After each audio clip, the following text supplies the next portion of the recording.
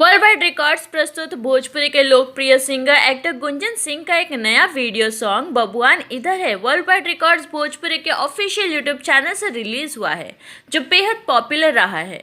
इस गीत को मधुर आवाज में गुंजन सिंह ने गाया है। इस गीत को बेहतरीन संगीत से सजाया है आर्य शर्मा ने और गीतकार अजय विश्वकर्मा ने गीत लिखा है, जिसे गुंजन सिंह का स्टाइल और एक लुक खुलकर सामने आया है। गुंजन सिंह का एक स्वैग, एक तेवर इस गाने में दिखाई देता है। इस गीत के रिकॉर्डिस्ट जीतू शर्मा है, जबकि परिकल्पना राकेश मिश्रा मारू का है। रंजीत सिंह का विशेष सहयोग प्राप्त है। 2021 में गुंजन सिंह का एक बड़ा ब्लास्ट माना जा रहा है। इस गाने का हाल ही में ऑडियो सॉन्ग रिलीज हुआ था और अब ऑडियो सॉन्ग की अपार सफलता के बाद इसका वीडियो सॉन्ग भी रिलीज किया गया है। गुंजन सिंह का वीडियो सॉन्ग बेहतरीन ढंग से शूट किया गया है, जिसमें गुंजन सिंह का लुक बेहद प्रभावी और शानदार है। जब वे बबुआन के लुक में गाड़ी से उतरते हैं और नौटंकी वाले से कहते हैं पलट बबुआन इधर है, फिर डांस शुरू होता है। उनका गजब का डांस देखने लायक है।